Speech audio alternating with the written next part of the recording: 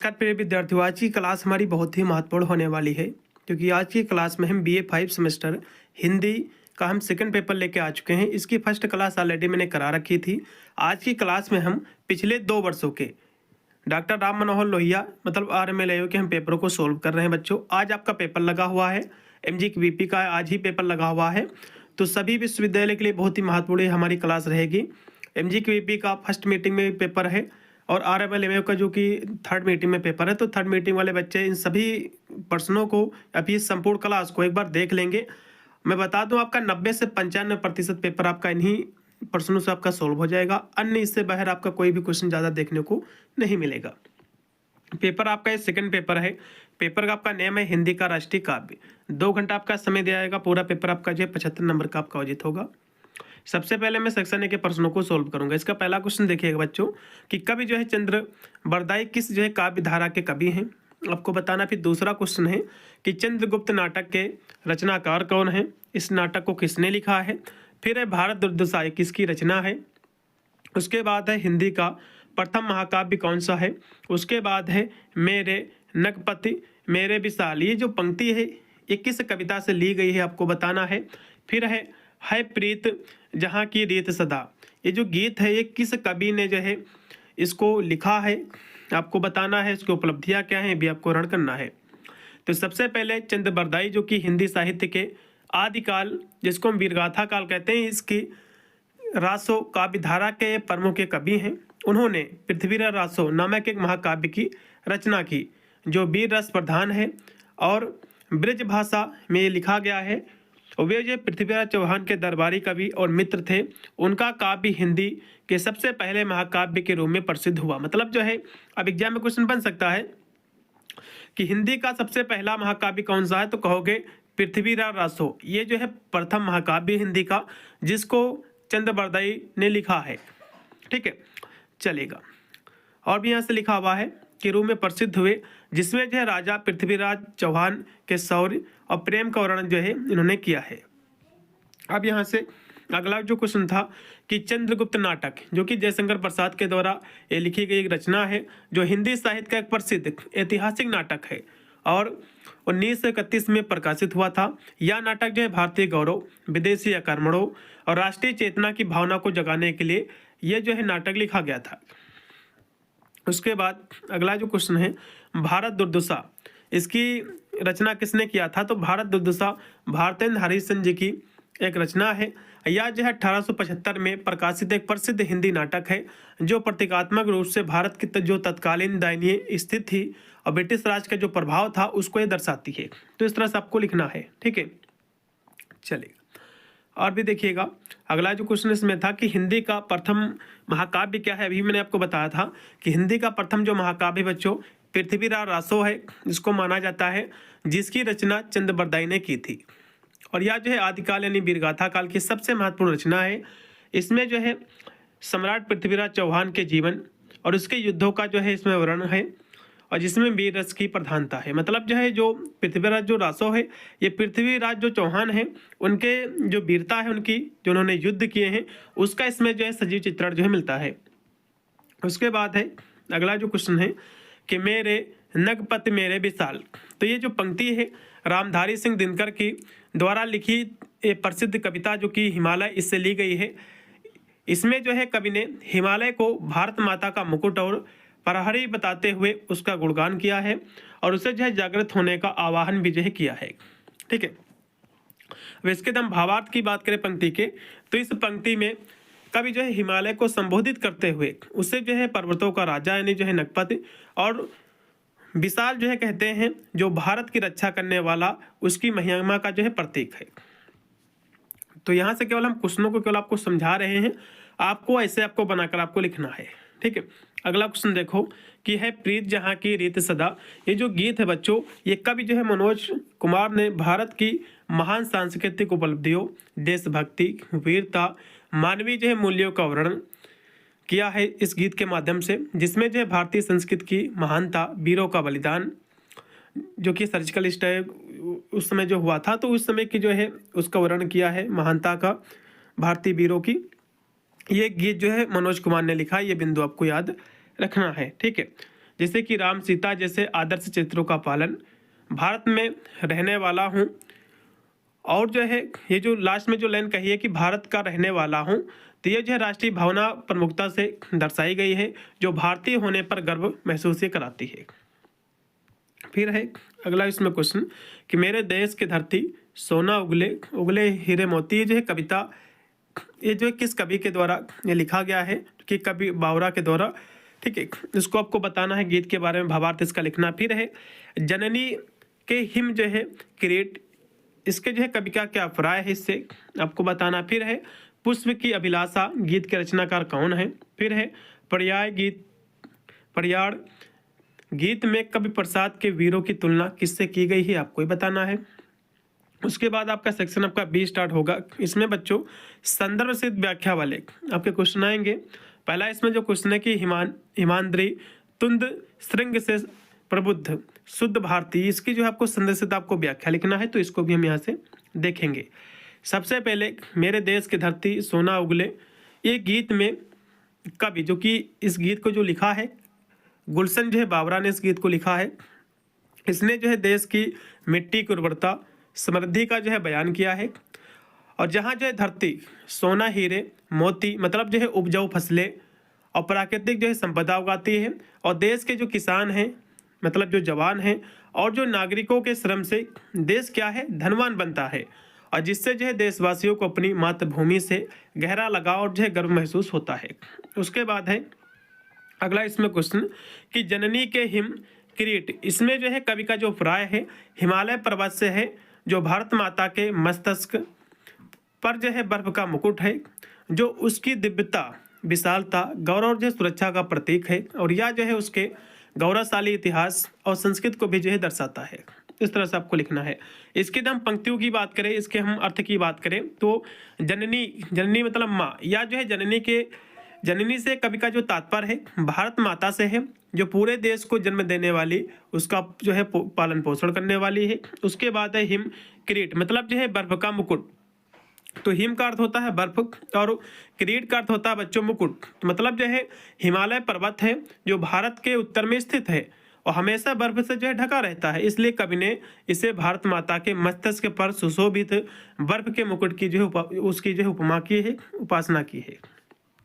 अब यहाँ से अगला जो क्वेश्चन था कि पुष्प की अभिलाषा, ये जो है नामक जो प्रसिद्ध कविता है, इसके बच्चों रचनाकार है माखनलाल चतुर्वेदी जी, जो एक राष्ट्रवादी कवि हैं और जो एक लेखक थे। यह जो कविता देशभक्ति और बलिदान की भावना को दर्शाती है, जिसमें एक जो है फूल चाहता है कि उसे वीरों के पैरों तले रौंदा जाए, ना कि किसी जो है और सम्मानित स्थान पर रखा जाए। ठीक है, तो इसके हम भावार्थ की बात करें बच्चों, जो कि इसकी रचना जो कि माखनलाल चतुर्वेदी के द्वारा की गई है। ठीक है, और यह कविता जो उन्होंने जेल में रहते हुए लिखी थी 1921 में, ये भी पॉइंट आपको याद रखना है। इसके हम भावार्थ की बात करें बच्चों, तो इसमें जो है एक पुष्प यानी जो है अपनी इच्छा व्यक्त करता है कि वह देवताओं या जो सम्राटों के सिर पर चढ़ने के बजाय देश के जो वीर हैं, जो सैनिक हैं वीर, उसके मार्ग में बिछाए जाएं, उसके चरणों की धूल बने, जिससे जो मातृभूमि के प्रति प्रेम बलिदान का संदेश भी मिलता है। अब इसमें अगला जो क्वेश्चन है कि पर्याय गीत, जो कि चंद्रगुप्त नाटक का है, इसमें जयशंकर प्रसाद ने वीरों की तुलना पहाड़ के समान अटल, सिंह के समान साहसी और सूर्य चंद्रमा के समान अविचल बताई है, जो देश के सम्मान के लिए एक बाधा मतलब पहाड़ को पार करते हुए राष्ट्रीय ध्वज हाथ के लिए और बिना रुके आगे बढ़ते, क्योंकि वे जो है अमरवीर और दृढ़ प्रतिज्ञ भारतीय सपूत है, मतलब जो है भारतीय जो वीर है सपूत है, उनको जो है संबोधित करते हुए कहा है। अगला इसमें जो क्वेश्चन था जो कि संदर्भ से आपका व्याख्या वाला था, ठीक है, हिमानी तुंज से लिया गया है, जो कि जयशंकर प्रसाद के द्वारा लिखा गया है देशभक्ति गीत हिमानी तुंज, इससे लिया गया है। इसमें जो है प्रसाद जी ने भारत माता की जो गौरवमयी जो छवि है और स्वतंत्रता प्राप्ति के लिए वीरों को आगे बढ़ने का आह्वान किया है, जो अमृत और वीर पुत्रों को संबोधित करते हुए उन्हें वीरता, दृढ़ संकल्प, मातृभूमि के प्रति समर्पण के साथ आगे बढ़ने की प्रेरणा भी जो है देता है। अगला क्वेश्चन देखिएगा, ये भी है कि पीताम्बर जो है परिधान हरित पर हरित पर सुंदर है। तो इसका भी आपको संदेश आपको व्याख्या लिखना है। और भी इसमें है कि तरुण वन्य लता बसन, इसका भी आपको संदेश आपको व्याख्या लिखना। तो दोनों यहाँ से हम कराए दे रहे। और भी यहाँ से है आज पुरानी जंजीरों को तोड़ सके है। तो हम तीनों को यहाँ से देखेंगे। सबसे पहले नीलांबर परिधान हरित पट पर जो कि सुंदर है और सूर्य तंत्र युज मुकुट। तो इसका आपको संदेश आपको व्याख्या लिखना है। तो इस पंक्तियों में बच्चों, ये जो पंक्तियां हैं मैथिली शरद गुप्त के द्वारा रचित मातृभूमि नामक एक इनकी कविता है, इससे ली गई हैं। इसमें कवि जो है भारत के जो प्राकृतिक जो सौंदर्य है उसका वर्णन करते हुए कहा है कि चारों तरफ जो है फैली हरियाली और उसके ऊपर नीला आकाश, ऐसा लग रहा है कि मातृभूमि रूपी हरे शरीर पर किसी ने नीली वस्त्र धारण कर रखा हो। सूर्य और चंद्रमा उसके मुकुट हैं और सागर उसकी करधनी है। इस तरह से जो है वर्णन किया है। अब यहाँ से आज पुरानी जंजीरों को तोड़ चुके हैं, इसका भी समझ लीजिए। ये जो पंक्ति है बच्चों, ये देशभक्ति गीत से ली गई हैं। ये जो है छोड़ो कल की बातें, इससे ली गई हैं, जो 1960 की फिल्म हम हिंदुस्तानी का है। या जो है गीत आज़ादी के बाद भारत की नई उम्मीदों, प्रगति, भविष्य के सपनों को दर्शाता है और जिसमें जो है पुरानी बेड़ियों को तोड़कर नए भारत के निर्माण और चांदनी जो प्रगति तक पहुंचने की बात इसमें जो है कही गई है या फिर की गई है। उसके बाद है यहाँ से और भी क्वेश्चन है कि अरुणिया जो है मधुमेह देश हमारा, ये जो गीत है इसका बच्चों केंद्रीय भाव क्या है। उसके बाद है कि कविवर जो है मैथिली शरद गुप्त ने मातृभूमि की क्या क्या जो है विशेषता बताई है, इसका उल्लेख करना है। फिर है माखनलाल चतुर्वेदी जी का हिंदी साहित्य में स्थान आपको निर्धारित करना है। उसके बाद है जहाँ डाल डाल पर सोने की चिड़िया करती है बसेरा, इस जो गीत है इसका भावार्थ आपको लिखना है। अटल जी की रचनाएं राष्ट्रीय चेतना से ओतप्रोत हैं, आपको स्पष्ट करना है। तो सभी क्वेश्चनों को हम देखेंगे। सबसे पहले अरुणिया जो है मधुमेह देश हमारा, ये जो गीत है बच्चों, इसका केंद्रीय भाव है कि भारत के अद्भुत प्राकृतिक सौंदर्य, सांस्कृतिक समृद्धि, मानवीय करुणा और विश्व में उसके अद्वितीय स्थान का गौरव गान जो है करना, और जहाँ हर किसी को आश्रय अपनापन मिलता है। और यह जो है गीत भारतीयों में देशभक्ति व आत्मगौरव जगाता है। और कवि जो है जो कि प्रसाद के द्वारा लिखा गया है, जयशंकर प्रसाद के द्वारा गीत जो कि, तो इसमें जो है कवि प्रसाद जी ने विदेशी राजकुमारी कर्नेलिया के माध्यम से भारत को एक ऐसा जो है स्वर्ग समान देश दिखाया है जो ज्ञान, त्याग, प्रेम और जो है मेहमान नवाजी का केंद्र है और जहां हर जीव जंतु को जो है सुकून मिलता है। उसके बाद है मैथिली शरद गुप्त ने अपनी मातृभूमि की जो कविता है उसमें जो है मातृभूमि को माता तुल्य मतलब माता के समान माना है, जीवन दायिनी माना है, सौंदर्य और जो समृद्धि का स्रोत माना है तथा जो त्याग और बलिदान का प्रतीक भी जो बताया है। जहां हम जन्म लेते हैं, जो है पले बड़े हैं, अंत में उसी स्थान पर विलीन हो जाते हैं, जो हमारी संस्कृति और इतिहास का आधार है और जिसके लिए कुछ भी बलिदान करना हमारा परम कर्तव्य होता है। ठीक है, अब इसकी मातृभूमि की विशेषता क्या है उसको भी समझ लीजिए। तो माता समान पालन पोषण, क्योंकि यह जो है मातृभूमि हमें अपने गोद में सुलाती है, धूल में जो है लौट कर बड़ा करती है, हमारा पालन पोषण करती है, ठीक एक माँ की तरह। मतलब जो है देश की मिट्टी की बात कर रहे हैं, भारत माता की बात कर रहे हैं। फिर है जीवन का आधार, तो हमारा शरीर जो है जीव शक्ति और सभी सुख इसी मातृभूमि की देन है या हमारे अस्तित्व का आधार है। उसके बाद है प्राकृतिक सौंदर्य जो समृद्धि, तो नीला आकाश, सूर्य, चंद्र, नदियाँ, फूल और जो हरियाली उसके आभूषण हैं। या जो है शीतल हवा मतलब ठंडी हवा और शांत जल देती है और जो है श्रम कम करते हैं। उसके बाद है सांस्कृतिक और ऐतिहासिक गौरव, तो यह जो हमारे पूर्वजों की जो भूमि है और हमारी संस्कृति और परंपराओं का प्रतीक भी है। उसके बाद है त्याग और बलिदान का स्थल, तो मातृभूमि के लिए अपने जीवन का बलिदान देना हमारा परम धर्म है और यह हमें जो है देश प्रेम और कर्तव्यनिष्ठा का जो है संदेश देती है। और देखिएगा अगला जो क्वेश्चन है फिर है माखनलाल चतुर्वेदी का हिंदी साहित्य में क्या स्थान है, क्या इनका योगदान है। तो ये जो है एक भारतीय आत्मा के रूप में है जो राष्ट्रवाद देशभक्ति के कवि के रूप में स्थापित हैं। उन्होंने अपनी जो है कविताओं, पत्रिकाओं, प्रभा, कर्मवीर और जो लेखनी से स्वतंत्रता संग्राम को नई ऊर्जा दी। सरल भाषा और ओजस्वी शैली के माध्यम से जन जन में राष्ट्रीय चेतना जगाई और पुष्प की अभिलाषा जैसी कालजयी रचना देकर हिंदी काव्य धारा में वीर रस, राष्ट्रीय भावना को अमर कर दिया, जिससे वे हिंदी के महान कवियों में गिने जाते हैं। अब यहाँ से अगला जो क्वेश्चन था कि जहाँ डाल डाल पर सोने की चिड़िया करती है बसेरा, वो भारत देश है मेरा। तो गीत का जो पद्यपात है ये भारत की जो प्राकृतिक सुंदरता है और जो वहाँ की सांस्कृतिक समृद्धि है, जो धार्मिक सद्भाव है और जो राष्ट्रीय एकता है, इसका जो गुणगान करती है, जिसमें जो सोने की चिड़िया रूपक के माध्यम से देश की प्राचीन जो संपन्नता है और हर स्तर पर व्याप्त जो खुशहाली है उसको दर्शाती है, और जिससे जो देशभक्ति और राष्ट्रीय गौरव की भावना जो है जागृत होती है।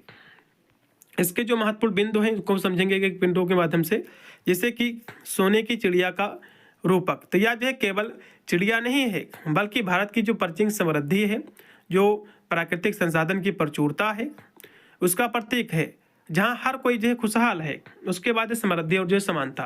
तो यह जो है गीत दर्शाता है कि देश के हर वर्ग, चाहे कोई भी वर्ग हो, गरीब हो या फिर मध्यम का हो, ठीक है, सभी जो है समृद्ध हैं, कोई गरीब या जो है भिखारी नहीं है, हर कोई संपन्न है, यह दर्शाता है। उसके बाद है धार्मिक और जो है सांस्कृतिक विविधता। तो यह गीत जो है सत्य, अहिंसा, धर्म और जो विभिन्न नदियों जैसे कि गंगा यमुना के साथ साथ विभिन्न त्योहारों, दीपावली, होली और जो है प्रेम सौंदर्य के वातावरण को भी जो है दर्शाता है। उसके बाद है देशभक्ति, जो है राष्ट्रीय गौरव। तो यह गीत जो है भारतीयों के मन में देश के प्रति प्रेम, एकता, अखंडता की भावना को मजबूत करता है और स्वतंत्रता दिवस जैसे अवसरों पर यह जो है गाया जाता है। और प्राचीन भारत की झलक, तो यह जो है गीत पुराने भारत की तस्वीर पेश करता है, जब देश जो है धन्य और जो है शांति से भरपूर था। तो संक्षेप में हम कहें तो यह गीत जो है भारत को एक आदर्श राष्ट्र के रूप में चित्रित करता है, जो प्राकृतिक रूप से समृद्ध है, मतलब मजबूत है, और सांस्कृतिक रूप से विविधतापूर्ण है, भावनात्मक रूप से एकजुट है, और इस भावना को जगाता है कि वो जो है भारत देश है, वो हमारा देश है, मेरा देश है। अगला इसमें जो क्वेश्चन था कि अटल जी की रचनाएं, इन्होंने जो है कविताएं, भाषण जो कि सचमुच राष्ट्रीय चेतना से ओतप्रोत हैं, क्योंकि जो उनके राष्ट्र निर्माण, भारतीय संस्कृति, लोकतांत्रिक मूल्यों, देश के गौरव का प्रबल जो है स्वर झलकता है। उनकी कविताओं में मौत से ठन गई, आओ फिर से दिया जलाए जैसे शीर्षक जो है देशभक्ति, आत्मविश्वास भरते हैं, जबकि उनके भाषणों और कविताओं में भारत को सशक्त, समृद्ध और निरक्षरता मुक्त बनाने का संकल्प जो है दिखाता है, और उन्हें जो है जन जन से जोड़ता है, और राष्ट्र के प्रति अटूट समर्पण या फिर अटूट प्रेम को भी जो है दर्शाता है। मतलब जो है ये जो अटल जी हैं, ये जो है अटल बिहारी वाजपेयी जी हैं, जो कि बीजेपी के कह सकते हो इसके संस्थापक है, तो वही हैं। अगला देखो, यहाँ से भी सेक्शन आपका सी आ गया है। इसमें बच्चों 2 क्वेश्चन आपको करने रहेंगे, 4 क्वेश्चन आपके पूछे जाएंगे। पहला क्वेश्चन देखो कि रामधारी सिंह दिनकर राष्ट्रीय कवि है, आपको सिद्ध करना है। फिर है भूषण ने अपनी कविताओं में पौराणिक जो कि चरित्रों का प्रयोग करते हुए राष्ट्रीय सांस्कृतिक चेतना को किस प्रकार व्यक्त किया है, उदाहरण से आपको समझाना है। फिर है ए मेरे वतन के लोगों, ये जो गीत के रचनाकार का परिचय देते हुए गीत में निहित जो देशभक्ति की जो भावना है बच्चों, उसको आपको बताना है। उसके बाद है लास्ट में कि छायावाद युगीन राष्ट्रीय काव्य की विशेषता आपको बतलाना है। तो चारों क्वेश्चन देखेंगे। सबसे पहले जो कि रामधारी सिंह जो दिनकर है, ये राष्ट्रीय कवि हैं, बिल्कुल हैं, क्योंकि उनकी जो कविताओं में देशभक्ति, राष्ट्रीय चेतना, क्रांति, सामाजिक न्याय की भावना कूट कूट कर जो है भरी है। उन्होंने स्वतंत्रता आंदोलन के दौरान लोगों के दिलों में जो है जोश भरा, और आज भी जो है राष्ट्रीय चेतना का प्रतीक है। उनकी रचनाएं जैसे कि रसमरथी, कुरुक्षेत्र भारत की सांस्कृतिक विरासत और वीरता का प्रतिनिधित्व जो है करती हैं।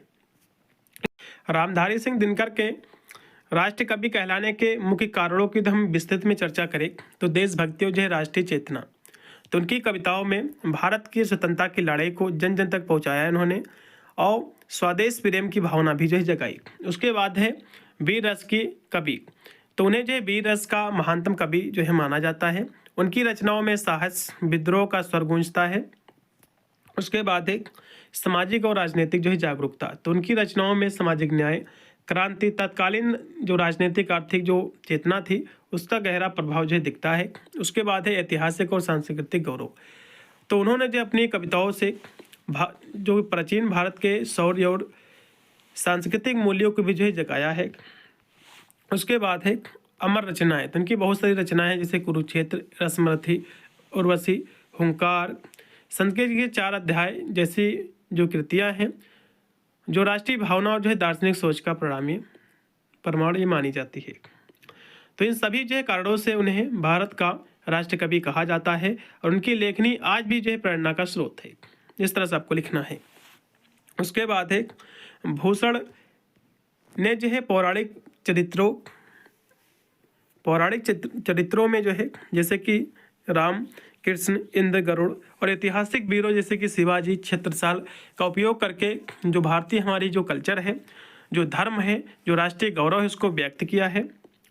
और उन्होंने इन वीरों को पौराणिक जो है आदर्शों से जोड़कर अन्याय के विरुद्ध संघर्ष, रक्षा धर्म, पराक्रम का प्रतीक बनाया और जिससे जो है उनमें वीरता, दया और संस्कृत के संरक्षा का रूप जो है दिखा और पाठकों में आत्मसम्मान व राष्ट्रीय एकता की भावना जगाई, विशेषकर मुगलों के अत्याचारों के समय। और अब क्वेश्चन देखिएगा कि मेरे वतन के लोगों, ये आपने गाना जरूर सुना होगा। ये गाना के पीछे जो है एक रीजन है, क्योंकि उस समय जो भारत और चीन का जो युद्ध हुआ, हमारे बहुत सारे जो जवान थे सेना के, वे शहीद हो गए थे। तो उनके शहादत में उनको नमन करने के लिए, उनको उनकी बलिदान को याद करने के लिए ये गीत जो है गाया गया था। ठीक है, देश के नागरिकों से अपील की वे जो है 1962 में जो भारत चीन के युद्ध में शहीद हुए जो वीर जवान थे, उसके बलिदान को याद करें, उनकी शहादत को नमन करते हुए अपनी आंखों में आंसू लाए उन्होंने, क्योंकि उन्हीं के खून से देश की जो मिट्टी है सींची गई और उनकी कुर्बानी के कारण ही आज हम क्या हैं, सुरक्षित हैं। यह गीत जो देशभक्ति, शहीदों के प्रति सम्मान, राष्ट्र के प्रति कर्तव्य बोध से ओतप्रोत है। इस तरह से आपको लिखना है। आइए तो इसके हम भावार्थ की बात करें गीत के, तो जैसे कि शहीदों को नमन, तो गीत जो है उन जो सैनिक है उसको श्रद्धांजलि देता है और उन्होंने जो है देश की रक्षा करते हुए अपनी जान गंवाई, खासकर 1962 के युद्ध में। उसके बाद है बलिदान की याद, तो यह जो है नागरिकों को याद दिलाता है कि जब देश में दिवाली मनाई जा रही थी, तब ये सैनिक जो है मोर्चे पर होली खेल रहे थे और गोलियों का सामना कर रहे थे। उसके बाद है आंखों में आंसू, तो जरा आंख में भर लो पानी। ये जो पंक्ति का अर्थ है कि तुम शहीदों की कुर्बानी इतनी बड़ी है कि उसे याद कर आंखों को नम होना चाहिए। यह केवल एक गीत नहीं है, बल्कि एक भावनात्मक पुकार है। उसके बाद है एकजुटता और जो है गर्व, तो गीत में सिख, जाट, मराठा, गोरखा, मद्रासी सभी सैनिक इसमें शामिल थे, जो दिखाते हैं कि ये सब एक जो है भारतीय है और यह गीत देश के हर नागरिक को एकजुट करता है और हम भारतीय होने पर गर्व महसूस कराता है। उसके बाद है प्रेरणा और जो कर्तव्य, तो यह जो है हमें शहीदों के सर्वोच्च बलिदान को याद कर देश के प्रति अपने कर्तव्यों का पालन करने और भविष्य के ऐसी घटनाओं से बचाने की प्रेरणा ये जो है देता है। उसके बाद अगला इसमें वो क्वेश्चन है कि छायावाद युगीत राष्ट्रीय कवि की विशेषता क्या है। जैसे कि राष्ट्रीय प्रेम इसकी विशेषता है, सांस्कृतिक पुनर्जागरण जिसमें देश के स्वतंत्रता की पुकार, वीरों का गौरव और जो भारतीय संस्कृति के प्रति गौरव का भाव था और प्राकृत का मानकीकरण कर उसे जो है राष्ट्रीय चेतना से जोड़ना और मानवीय संवेदनाएं जैसे कि दुख, करुणा, वेदना इसका समावेश और आधुनिकता के साथ साथ लोक जीवन व इतिहास की प्रेरणा लेकर नए बिंबों व प्रतीकों जैसे कि झांसी की रानी का प्रयोग जो पराधीनता के दौरान जनमानस को जगाने का कार्य करता है। तो इसकी हम संक्षेप में कहें तो छायावादी राष्ट्रीय कवि ने जो है सौंदर्य बोध के साथ साथ देश प्रेम, संस्कृत, मानवीय संवेदना को जगाकर भारतीय समाज को एक नई दिशा जो है प्रदान की थी। इस तरह से आपको लिखना है। उसके बाद है मैथिली शरण गुप्त जी के बारे में आपको लिखना है। ये जो हिंदी साहित्य के द्विवेदी युग के जो कि आधुनिक काल का एक चरण है, इसके जो है प्रमुख कवि है, जिन्हें जो है खड़ी बोली के महत्वपूर्ण कवियों में गिना जाता है और महात्मा गांधी के द्वारा राष्ट्र कवि की उपाधि से जो इनको जो है संभव कह सकते हो सम्मानित किया गया था, जिनकी रचनाएं राष्ट्रीय चेतना से भरपूर थी। तो माखनलाल चतुर्वेदी के बारे में आपको पूछ सकता है कि ये जो है हिंदी साहित्य के किस युग के कवि हैं, तो कहोगे द्विवेदी युग के कवि हैं। ठीक है बच्चों, अब यहाँ से जो दूसरा पेपर है मैंने अभी आपको समझाया है कि मैथिली शरण गुप्त किस काल के कवि हैं, द्विवेदी युग के कवि हैं। और इसमें क्वेश्चन देखिएगा और इसमें जो क्वेश्चन दिए हुए हैं इनको भी हम कराए दे रहे हैं। ठीक है, जैसे कि हिंदी का प्रथम महाकाव्य, ये भी मैंने आपको कराया था। तो इन सभी क्वेश्चनों को भी हम देखेंगे। ठीक है, तो हिंदी का प्रथम महाकाव्य जो है पृथ्वीराज रासो है, जो कि चंद्रबरदाई के द्वारा लिखा गया है। यह जो है सम्राट पृथ्वीराज चौहान के जीवन पर आधारित है। पृथ्वीराज चौहान की जो भी वीरता थी उसको इसमें जो है दिखाया गया है। उसके बाद है अरुणिया जो है मधुमेह देश हमारा। ये जो गीत है बच्चों जयशंकर प्रसाद के जो प्रसिद्ध इनका नाटक है चंद्रगुप्त, इससे लिया गया है।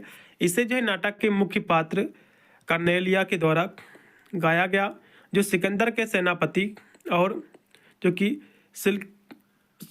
सिलयूकस की पुत्री है, और भारत की भूमि संस्कृति सुंदरता का बखान ये जो है करती है। उसके बाद और भी क्वेश्चन है, कीर्ति रश्मियों को दिव्य दाह है क्यों, ये किसने कहा है। उसके बाद है भारत जय विजय करे, ये जो शीर्षक है कविता में, इसमें भारत माता के चरण युगल को धोने वाले सागर की स्तुति में क्या अर्थ छिपा आपको बताना है। उसके बाद है आओ बच्चों तुम्हें दिखाए झांकी हिंदुस्तान की, ये जो गीत है किस फिल्म का है बच्चों। उसके बाद है देश रंगीला रंगीला गीत के रचनाकार कौन है। उसके बाद है खूनी हस्ताक्षर कविता में किस स्वतंत्रता सेनानी की चर्चा की गई है आपको बताना है। ठीक है, तो देखिएगा कीर्त रश्मियों को दिव्य दाह है, कवि जो है कहने वाला जो कवि है महाकवि जयशंकर प्रसाद है, या जो है वाक्यांश उनकी प्रसिद्ध देशभक्ति कविता जो कि हिमाद्री तुंद श्रृंग से है, जहाँ वे मातृभूमि के वीर सपूतों के यश मतलब कीर्ति को दिव्य अग्नि मतलब दाह के समान तेजस्वी प्रज्वलित और शत्रुओं को भस्म करने वाला बताते हैं, ताकि वे देश के लिए बढ़ते रहे और विजय जो है बने रहे। ठीक है, और देखिएगा कि भारत जय विजय करे, ये जो कविता है बच्चों ये सागर द्वारा भारत माता के चरण धोने का अर्थ जो है, इस सागर की विशाल लहरें भारत की भूमि को स्पर्श कर रही हैं, जो भारत की सार्वभौमिकता प्राकृतिक संपदा गौरवशाली विरासत को दर्शाते हैं, जहां सागर का जल माँ के पवित्र चरणों को धोकर उसे और भी हिमालय में जो है बनाता है, और लंका मतलब दक्षिणी भारत को चरणों के पास कमल की तरह दिखाता है, जो भारत की भौगोलिक विविधता और सांस्कृतिक महत्व को जो है व्यक्त करता है। उसके बाद अगला जो क्वेश्चन था कि आओ बच्चों तुम्हें दिखाएं झांकी हिंदुस्तान की, ये जो फिल्म है जागृति फिल्म है का ये गाना है गीत है जो 1954 में रिलीज हुई थी। यह एक जो है देशभक्ति गीत है जिसे कवि प्रदीप ने लिखा गया इनके द्वारा, और हेमंत कुमार ने इसको जो है संगीत दिया था। उसके बाद अगला जो क्वेश्चन था देश रंगीला रंगीला, यह गीत जो बच्चों इसके जो रचनाकार है प्रसून सोनी जी, प्रसून जो है जोशी जी है, जिसे जो है जतिन ललित ने संगीतबद्ध किया और महालक्ष्मी अय्यर ने जो है गाया। यह गाना जो है 2006 की आपने फिल्म देखा होगा फना, जो कि आमिर खान की शायद है। इसमें जो है भारत के रंगीन और विविध जो है स्वरूप को दर्शाती है। अगला देखो फिर खूनी हस्ताक्षर, इस कविता में मुख्य रूप से नेता सुभाष चंद्र बोस की चर्चा की गई है। यह कवि जो है जहाँ कवि जो कि गोपाल प्रसाद व्यास ने उसके जो है तुम मुझे खून दो मैं तुम्हें आज़ादी दूंगा, जो कि नेता सुभाष चंद्र बोस ने बोला था, इसके आह्वान पर देश के युवाओं के द्वारा अपने रक्त के हस्ताक्षर करने के महान कार्य देश प्रेम का वर्णन इसमें जो है किया गया है। इस कविता के हम संदर्भ की बात करें तो यह कविता जो है नेता सुभाष चंद्र बोस के बर्मा मतलब जो है अब जो कि म्यांमार में दिए गए एक प्रसिद्ध भाषण से प्रेरित है, जिसमें उन्होंने जो आज़ादी के बलिदान की जो है मांग की थी। भाव की बात करें भावार्थ की इस कविता की, तो कविता में जो है ओजपूर्ण भाषा में दिखाया गया है कि कैसे देश के युवा सुभाष बाबू के आह्वान पर अपने खून से आज़ादी का परवाना जो है भरने के लिए आगे आए और सर्वत्र जो है न्यौछावर करने को तैयार हो गए। ये कविता क्या संदेश देती है? यह कविता जो है देशभक्ति बलिदान राष्ट्र के प्रति प्रेम को समर्पित है, और जिसमें वह जो है खून नहीं पानी है जैसी जो पंक्ति हैं खून की कीमत और महत्व को जो है समझाया गया है। और इसमें जो क्वेश्चन है कि मेरे देश की धरती सोना उगले, इस गीत का केंद्रीय भाव को लिखना है। उसके बाद है तुम्हें नमन शीर्षक कविता के अनुसार गांधी जी के व्यक्तित्व की 5 आपको विशेषता लिखना है। आला खंड की भाषा शैली का महत्व आपको बताना है। फिर है कर्मवीर कविता के भाव शिल्प पक्ष की विवेचना आपको करना है। विजय विश्व तिरंगा प्यारा, ये जो कविता है बच्चों, इसका भावार्थ आपको लिखना। पेपर बहुत ईजी आएगा, आपको टेंशन लेने की आवश्यकता नहीं, यही क्वेश्चन आपके बनेंगे। फिर यहाँ से सेक्शन सी के प्रश्नों को देखो। मैथिली शरण गुप्त जी हिंदी के जो कि राष्ट्रीय कवि है, स्पष्ट करना है। राष्ट्रीय एकता की भावना विकसित करने में हिंदी फिल्मों की क्या भूमिका आपको बताना है। निराला एक विद्रोह कवि हैं, सिद्ध करना है आपको, विद्रोही कवि हैं। भूषण की कविता में राष्ट्रीय भावना की अभिव्यक्ति हुई है, तर्क सहित आपको विवेचना करना है। तो इनको भी देखिएगा। तो सबसे पहले मेरे देश की धरती सोना उगले, इसका केंद्रीय आपको भाव लिखना है। तो ये जो है भारत की समृद्धि, भारत की जो समृद्धि है भूमि की, उपजाऊ जो मिट्टी है उस पर निर्भर किसानों की श्रम का महिमा मंडन करना, और जिसमें जो है धरती को माँ के समान बताया गया है, जो अन्न फल जीवन के लिए आवश्यक चीज़ें देती है, जिससे देश आत्मनिर्भर बनता है। यह गीत जो है देशभक्ति, आत्मनिर्भरता, अपनी मातृभूमि से गहरे जुड़ाव का प्रतीक है, जहाँ धरती की पैदावार ही सोना चांदी है और देश के नागरिक ही देश के लाल हैं, जो देश के विकास में योगदान करते हैं। उसके बाद है तुम नमन कविता, ये इनके अनुसार जो है गांधी के व्यक्तित्व की जो प्रमुख आपको विशेषता बताना है। तो इनकी विशेषता में आपको लिखना है कि सत्य अहिंसा के प्रति अटूट निष्ठा, अद्भुत जो है आत्मबल और दृढ़ जो है निश्चय।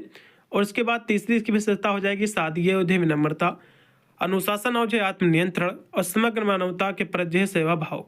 इनके जो है विशेषता हैं जो उन्हें जो है एक महान कर्मयोगी बनाते हैं, क्योंकि वे अपने विचारों का आचरण में जो उतारते हैं। तो यहाँ से इसके भी आप यहाँ से विस्तार से भी लिख सकते हैं, लॉन्ग में पूछेगा। तो सत्य और जो अहिंसा, तो गांधी जी सत्य अहिंसा के सिद्धांतों के प्रतीक थे। उन्होंने अपने जीवन में हमेशा अहिंसक मार्ग अपनाया और कभी हार नहीं मानी, चाहे परिस्थितियाँ कितनी भी कठिन क्यों ना रहा हो। उसके बाद है आत्मबल और जो दृढ़ निश्चय, तो उनके जो है आत्मबल दृढ़ संकल्प था, जिसके कारण भी जो चुनौतियों का सामना करते हुए अपने सिद्धांतों पर अडिग रहे और कभी जो उम्मीद नहीं छोड़ी। उसके बाद है सादगी और जो विनम्रता, तो उनका जीवन जो अत्यंत सरल था और वे जो है भौतिकता से दूर रहते थे और निस्वार्थ भाव से देश व जनता की सेवा करते थे। उनकी विनम्रता और आत्मनियंत्रण को दर्शाया गया है। उसके बाद है अनुशासन और कर्मठता, गांधी जी केवल उपदेश नहीं देते थे बल्कि अपने विचारों को स्वयं व्यवहार में उतारते थे। वे अनुशासित थे, आत्मनियंत्रण के साथ कर्म पर जोर देते थे, जैसे कि चरखे पर उपयोग और सादा जीवन। उसके बाद है समग्र मानवता के पद सेवा भाव, तो वे सिर्फ जो है भारतीयों के लिए ही नहीं बल्कि संपूर्ण मानवता की सेवा में विश्वास रखते थे। उनका लक्ष्य एक ऐसा समाज बनाना था जो शोषित और असमानता से मुक्त हो, जहां सभी मनुष्य जो है समान हो। उसके बाद है आला खंड की भाषा शैली, इसकी जो भाषा शैली बच्चों बुंदेली और अवधी का मिश्रण है, जो वीर रस से उत्पोत है, सरल स्वाभाविक ओजस्वी है, जिसमें जो मौखिक परंपरा के कारण क्षेत्रीय अभाव, अलंकारिकता भाषा मतलब जिसमें जो कि लक्षण व्यंजना का उपयोग जो है मिलता है, जो कथा को रोमांचक जनमानस से जोड़ने योग्य बनाती है, जिसमें लोक संस्कारों संस्कृत की जो है झलक मिलती है। ठीक है, इसकी विशेषता भी आपको लिख देना है, जैसे कि क्षेत्रीय भाषाओं का मिश्रण, इसमें अवधी बुंदेली जो कि भाषा का मिश्रण है, वीर रस की प्रधानता। यह जो रचना है, ठीक है, ये पूरी रचना आल्हा और जो उदल की वीरता, सौरव जो है 52 लड़ाइयों का वर्णन करती है, जिसमें श्रोताओं को उत्साह और जोश जो है भर जाता है। उसके बाद है कर्मवीर कविता, जो कि है ये जो कविता है अयोध्या सिंह उपाध्याय हरिऔध के द्वारा लिखी गई है। इसमें जो है परिश्रम, साहस, दृढ़ संकल्प को दिखाया गया है और जो कर्मवीर व्यक्ति के गुणों का बखान करती है, जो बाधाओं से नहीं डरता, भाग्य पर निर्भर नहीं रहता और हर कार्य को लगन से पूरा करता है। वही जो है शिल्प पक्ष में सरल खड़ी बोली हिंदी, प्रसन्नता, प्रेरणादायक भाषा, अलंकारों जैसे कि अनुप्रयास, उपमा और प्रभावी बिंबों का जो है प्रयोग है, इसमें जो कर्मठता और का जो है महिमा मंडल जो है करता है। उसके बाद है कि कवि ने जो है झंडे को विजय विश्व तिरंगा जो है विजय विश्व तिरंगा प्यारा ये क्यों कहा है आपको बताना है। तो कवि ने झंडे को विजय विश्व तिरंगा इसलिए कहा है क्योंकि यह झंडा देश की विजय, सम्मान, गौरव का जो है प्रतीक है। यह तिरंगा विश्व में भारत की पहचान, उसकी स्वतंत्रता का संदेश देता है, इसलिए इसे प्यारा और जो है विजयी कहा गया है। ठीक है, उसके बाद और भी हम वही चीज़ इसमें लिखा हुआ है कि विजय विश्व तिरंगा प्यारा कविता का जो अर्थ है, हमारा तिरंगा झंडा पूरे विश्व में विजय प्राप्त करने वाला सबसे प्रिय है। यह जो है शक्ति, प्रेम, बलिदान का प्रतीक है जिसे हमेशा ऊंचा रखना है ताकि देश का जो गौरव है, स्वतंत्रता, सम्मान जो है बना रहे, चाहे इसके लिए जान भी क्यों न देनी पड़े। यह सबको जो है देशभक्ति, राष्ट्र सेवा के लिए जो प्रेरित करता है। कविता के हम भावार्थ की बात करें विस्तृत में तो विजय विश्व तिरंगा प्यारा मतलब जो है झंडा पूरे संसार पर विजय प्राप्त करने वाला सभी को प्रिय है, जो भारतीयों की शक्ति, गौरव का प्रतीक है। उसके बाद है झंडा ऊंचा रहे हमारा। इसका अर्थ है कवि की इच्छा है कि यह ध्वज मतलब झंडा हमेशा ऊंचा रहे और देश का जो मान सम्मान है और स्वतंत्रता का प्रतीक है। उसके बाद है सदा शक्ति बरसाने वाला, प्रेम मधुर जो है सरसाने वाला मतलब जो है झंडा हमें शक्ति, प्रेम का संदेश जो है देता है। उसके बाद है वीरों को हर्षाने वाला, मातृभूमि का तन मन सारा। यह जो है वीरों के मन में उत्साह भरता है और मातृभूमि के लिए तन मन से सेवा करने की प्रेरणा देता है। उसके बाद है इसकी शान ना जाने पाए चाहे जान भले ही जाए मतलब जो है देश के सम्मान के लिए हम अपने प्राणों का बलिदान करने को भी तैयार है। उसके बाद इस झंडे के नीचे निर्भर रहे, स्वतंत्रता को ध्येय हमारा मतलब जो है हम इस झंडे के नीचे निडर होकर स्वतंत्रता प्राप्त के संकल्प पर अडिग रहे।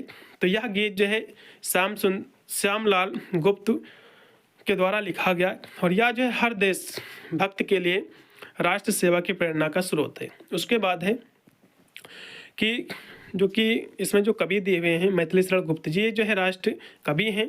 तो बिल्कुल कवि इनको कहा गया है क्योंकि उनकी जो रचनाएं हैं विशेषकर भारतीय स्वतंत्रता संग्राम के दौरान देश में राष्ट्रीय चेतना, देशभक्ति जगाने में बेहद प्रभावशाली सिद्धि हुई है, जिसके कारण महात्मा गांधी ने उन्हें जो उपाधि दी थी कि वे हिंदी के एक महत्वपूर्ण कवि, राष्ट्रीय भावना के प्रतीक बन गए। उसके बाद है हिंदी फिल्में जो हैं ये राष्ट्रीय एकता की भावना विकसित करने में इनकी भूमिका क्या है। तो बच्चों हिंदी की जो फिल्में हैं, खासकर जो देश पर जो फिल्में हैं, ठीक है, आज़ादी से पहले देशभक्ति के विचार जगाने से लेकर के आज़ादी के बाद के राष्ट्र निर्माण, सामाजिक एकता, सांस्कृतिक गौरव को ये बढ़ावा देते हैं। जैसे कि अभी 26 जनवरी आने वाली है, तो हमारी जो भी फिल्में हैं, हिंदी जो फिल्में हैं, तो हमारे जो स्वतंत्रता संग्राम जो हमारे शहीद हुए हैं, बलिदान जो हमारे सेना के जवान, तो उनको याद करने के में काफ़ी हम लोगों को कह सकते हो रोल निभाते हैं और राष्ट्रीय चेतना जगाते हैं लोगों में। तो हर एक उसका जो है गीत चाहे हो या फिर चाहे मूवी हो कोई, तो कहीं ना कहीं देखा जाए तो हम लोगों को जो है देशभक्ति जगाने का आह्वान करते हैं हम लोगों के बीच में। तो ऐसे जो है ऐतिहासिक घटनाओं, सैनिकों के बलिदान, राष्ट्रीय नायकों को दिखाकर लोगों को एकजुट करती है, भारतीय संस्कृति मूल्यों को दर्शाती है और समय समय पर लगान, चक दे इंडिया जैसे फिल्मों के माध्यम से, खेल और अन्य माध्यमों से राष्ट्रीय पहचान को भी जो है मजबूती करती है। उसके बाद है सूर्यकांत त्रिपाठी निराला को विद्रोही कवि इसलिए कहा जाता है क्योंकि उन्हें जो है सामाजिक रूढ़ियों जैसे कि जातिवाद, आडंबर, पूंजीवाद, साहित्यिक परंपराओं के खिलाफ अपनी कविताओं और जीवन के सशक्त विद्रोह किया है और मुक्त छंद का प्रयोग कविता को नया रूप दिया और शोषित जो वंचित के प्रति गहरी सहानुभूति व्यक्त की, जिससे उनकी रचनाएं जो है क्रांति, सामाजिक परिवर्तन का स्वर बनी, जो उसके जीवन संघर्षों से उपजे आक्रोश को दर्शाती है। इसीलिए इनको जो है विद्रोही कवि कहा जाता है। उसके बाद है कि भूषण की कविता में राष्ट्रीय भावना की गहरी अभिव्यक्ति हुई है, तो बिल्कुल हुई क्योंकि उन्होंने रीतिकाल की श्रृंगार प्रधान धारा से हट करके शिवाजी, छत्रसाल जैसे जो वीर और जो शौर्य का वर्णन किया है और मातृभूमि के प्रति प्रेम, संस्कृत की रक्षा और स्वधर्म के गौरव की भावना जगाई, जिससे जन जन में देश प्रेम, आत्मसम्मान का संचार हुआ। भले ही उन पर सांप्रदायिकता का आरोप जो है लगे हो, उनके जो है काव्य में औरंगजेब के अत्याचारों के विरुद्ध पीड़ित जनता को एकजुट किया और स्वराज मतलब स्वतंत्र राज्य की स्थापना के आदेश को भी जो है इन्होंने प्रस्तुत किया। तो इतनी ही आज की हमारी क्लास थी, ठीक है। टोटल मैंने क्वेश्चन करा दिए हैं, इससे पहले आपके एग्जाम में कोई भी क्वेश्चन आपको देखने को नहीं मिलेगा। सभी विद्यार्थी इस क्लास को जरूर देख के जाएंगे।